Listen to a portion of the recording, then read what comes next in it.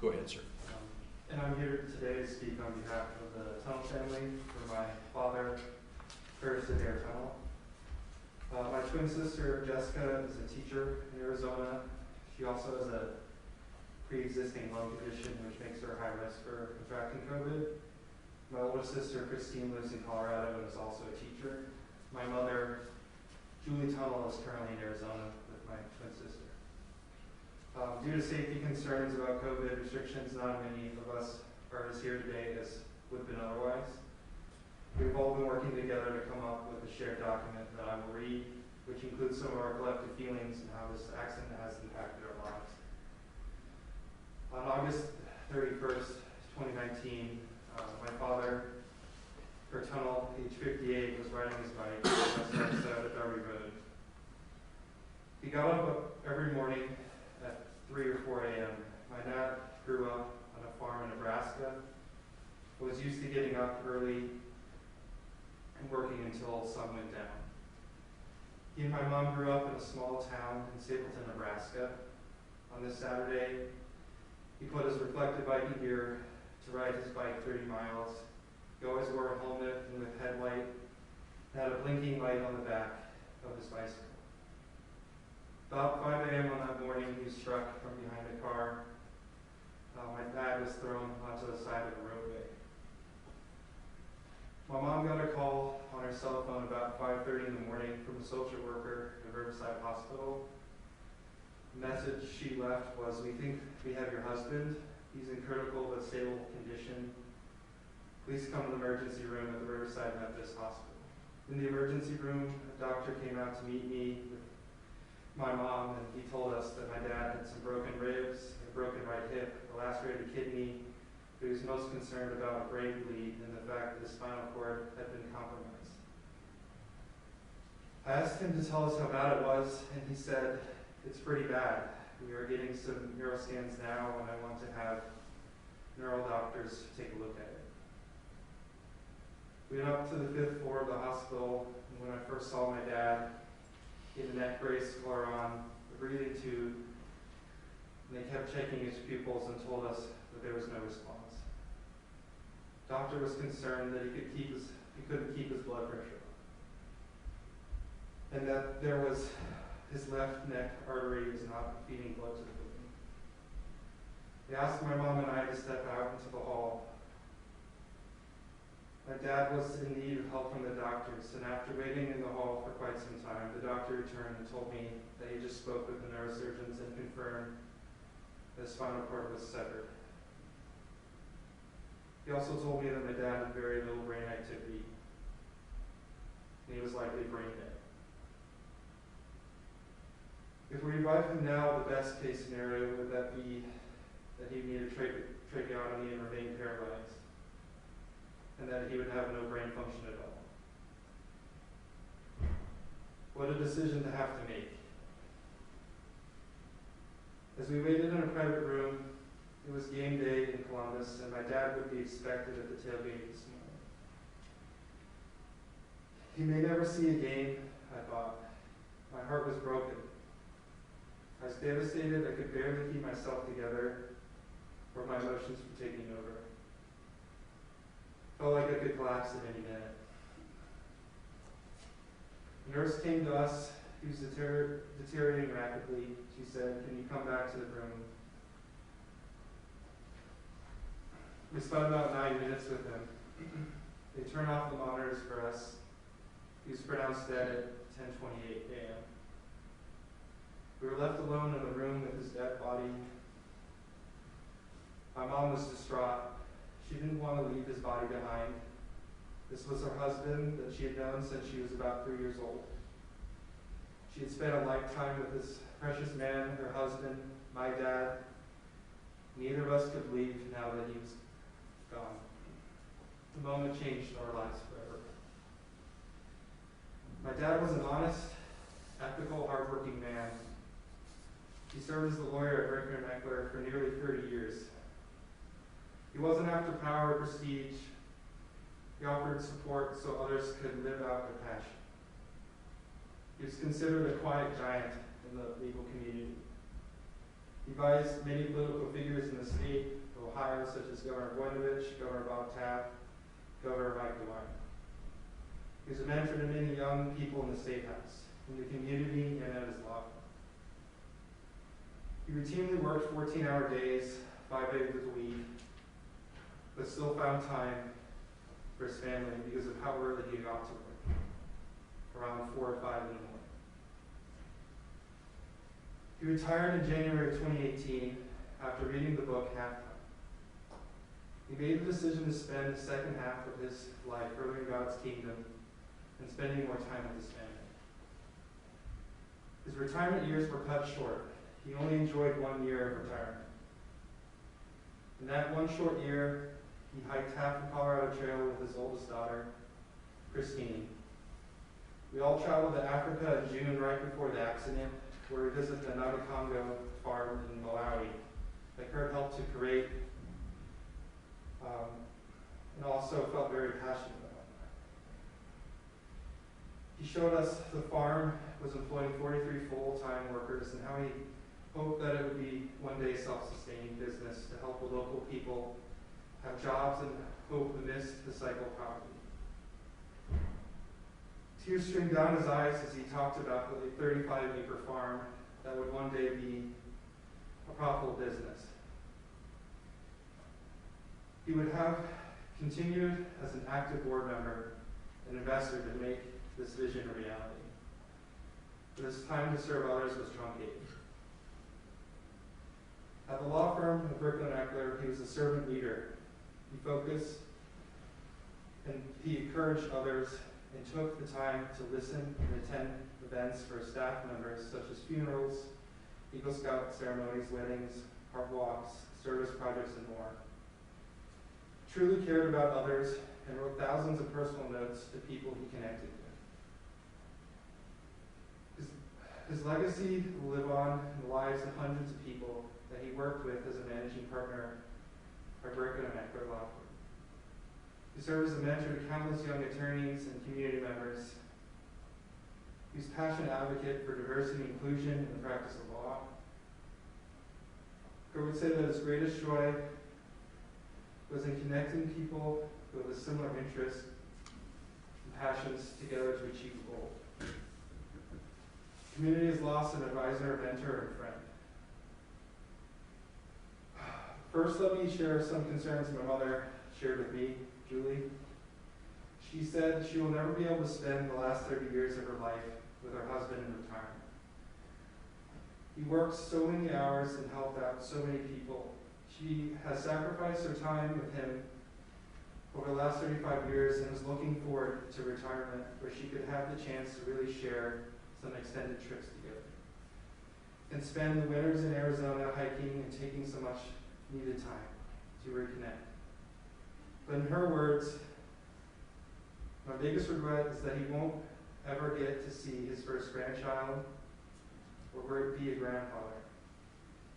This is something that he really looked forward to doing. He loved hiking with Christine and had plans to spend quality time with myself and my twin sister, Jessica. My twin sister, Jessica, said he won't be here to walk me down the aisle when I get married. He was a wise man, a man of character, a man of faith, and he deeply cared about us. Jessica continued to say, he is my father, whom I can never ask for advice about anything. I often wish I could just call my father and ask him for his opinion or hear his voice. His death leaves a huge empty gap where once there was a vibrant man with so much advice and wisdom to give. The morning of the accident, he was up early and had sent a text message at 3:40 a.m. to encourage my sister,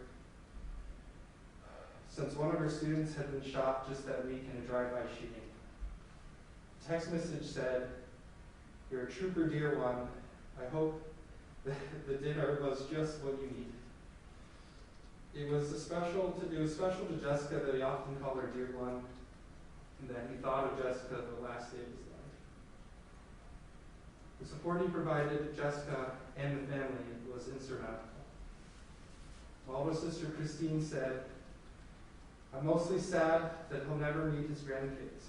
There are so many moments, both big and small, that we're missing out on, like meeting and mentoring grandkids, or playing games or going for a walk that we could never experience. He would have been the most amazing grandfather." She misses their shared sense of adventure and plans for the next trip, the next hike or 14er or national park exploration to be shared together. She really loved traveling with my father, and she said, "I'm going to miss seeing the world together." She noted that while they got back, they got to talk about many things while hiking for a month. There was so much more to learn from each other. Christine wrote, "It just isn't the same without his adventurous spirit. My dad was the best father a girl could ask for. He was a wonderful example of a heavenly father. I'm so lucky to be his daughter. I hope to continue his legacy of humility, selflessness, and love for others. I'll forever be his sidekick, a hiking buddy, and treasure the fun times we had together." While I'm now 26 years old, I have some great memories of my father. My life will never be the same. I'll forever grieve the loss of my father. One of the hardest things I've ever had to do in my life was to call my sisters that morning to tell them that my dad was in a terrible accident. We were a close-knit family and spent all our vacations and holidays together. As busy as my dad was, he always made time to come to my lacrosse games, robotic tournaments, and plays. One vivid memory of my dad includes a trip during the summers. Our family would often go to Nebraska to visit where both of my parents were born. The last stop on our trip each year would be the Stapleton Cemetery. This was always the hardest part for my father. He'd walk up to his parents' graves and sob every time. His father was killed in a farm accident when he was 35, and I was only 1. So I didn't get to spend much time with my grandfather. His mother died just 3 years later of lung cancer. This burden was one of the hardest things for my father to carry.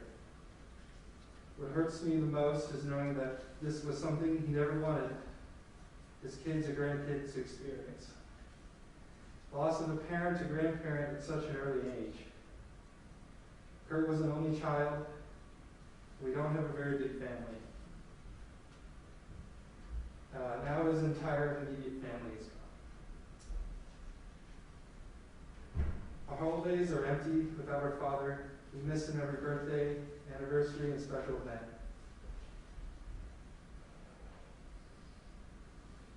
That 1 second that took his life can never be undone. No amount of money can replace him. We will forever be a family without a dad, a wife without a husband, and grandkids without a grandfather. Nothing can bring him home back to us now.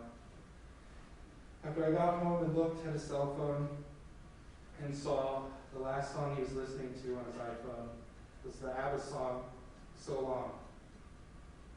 It was as if he left us a quick message, "So long." I know he wasn't ready to leave us that way. So long, Dad. We all miss you every day of our lives. Mr. Tunnell, thank you. And with that statement, Your Honor, the state of Ohio would have nothing additional to offer. Mr. O'Brien, thank you. In sentencing you, Mr. Tunnell, or excuse me, Mr. De Palma, for this tragic situation, the court's focused on the facts of the case because your plea was based upon the word recklessness, aggravated vehicular homicide with a reckless motive or element of it. The legislature's defined recklessness in the code as a person acts recklessly when, with heedless indifference to the consequences, they perversely disregard a known risk that their conduct is likely to cause a certain result. It's also reckless when they ignore circumstances with heedless indifference and perversely disregard a known risk that such circumstances are likely to exist. Mr. O'Brien made clear a month ago at the Criminal Rule 11 change of plea hearing that this guilty plea was not based on Mr. De Palma's use of alcohol or a narcotic or directly on a substance termed a designer drug called flualprazolam. With the approval of counsel for both sides, I was provided the lengthy report by Dr. Valentine. He reviewed in detail the facts known about Mr. De Palma's misconduct and about that designer drug, flualprazolam. Dr. Valentine's a nationally regarded, highly credentialed medical pharmacology and toxicology scientist whom the defense consulted. Consistent with the guilty plea, his view was that flualprazolam was not a causative factor in the accident, but it was present. So the court is left to ponder the specific way in which the defendant was reckless that early morning. Dr. Valentine helps in this regard. He reviewed Franklin County Sheriff's Department information, including a cruiser video, and noted that Mr. De Palma fell asleep while in the cruiser for 30 minutes, very shortly after the accident, after telling the deputy he was very tired. Dr. Valentine suggests this and other factors show that Mr. De Palma was in a sleep deprivation situation. He fell into such a deep sleep in the cruiser that he was not awakened by radio traffic or by people physically opening and closing a door on the cruiser. In his own PSI interview, Mr. De Palma admitted he had relatively little sleep over the 36 hours or more before this tragedy. After he got off work around 7 a.m. the day before, that would be Friday morning, he got together for haircuts with other groomsmen for the wedding. He admitted after the haircuts, about, as I read it, 18 hours before the accident, he'd taken a sleep aid in order to go home and grab about 4 hours sleep before the rehearsal and the rehearsal dinner late Friday afternoon. He then attended the rehearsal, the dinner, and other festivities at a local hotel where everybody stayed and hung out. Finally, he left the hotel for what he intended to be a short drive home, which quickly resulted in this fatal accident. De Palma's schedule of missed sleep, a busy round of activity all day Friday, coupled with a sleep aid, appears to explain the recklessness and the disregard for a bicycle lawfully sharing the roadway. Following the accident, Mr. De Palma did not flee. He stayed at the scene. The defendant gave a blood sample and spoke to deputies at the scene. This is unlike most vehicular homicides we see in our courthouse. Mr. De Palma was not found to have been using narcotics or alcohol.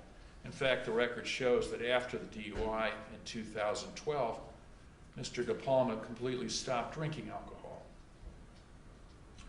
Another collateral fact I think merits mention in trying to craft a fair sentence here.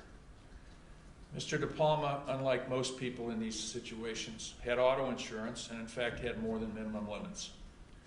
Mr. De Palma has, in short, been forthcoming in the court's view, an acceptance of responsibility that is much more than usually seen from those we find committing this tragic crime in Franklin County. So in considering a reasonable and appropriate sentence, the court has those factors in mind, along with the fact he's already served 7 days in jail, plus 10 months of house arrest. The court's considered the seriousness and recidivism factors in the sentencing code, the obligation to prevent recidivism and protect the public from future crime, but also the statutory obligation to use the minimum resources needed so as not to impose unnecessary burdens on government money and government resources. The court has obviously considered the impact of this tragedy on Mr. Tunnell's family, and more broadly, the loss to society of this leading member of our legal and business community in our state. But of course, in that regard, Mr. Tunnell's status and accomplishments had nothing to do with this accident.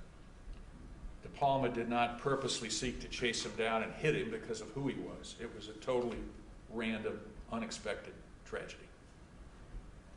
Balancing everything, the court imposes 4 years of community control on the risk reduction docket. As part of that 4 years of community control, Mr. De Palma, you'll be taken into custody today and held until a bed is available at the community-based correction facility. You must successfully complete the 3 to 6 month inpatient lockdown program at the CBCF.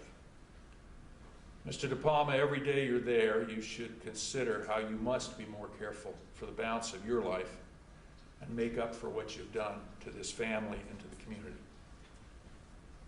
There's no request for restitution, as we've discussed. The court imposes a fine of $5,000 plus the court costs.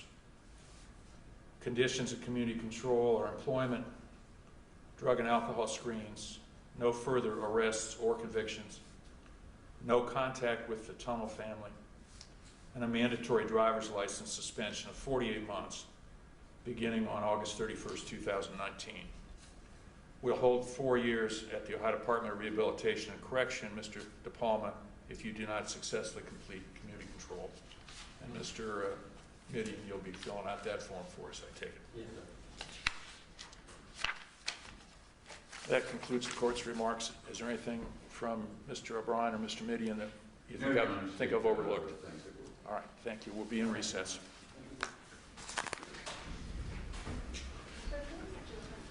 Seven.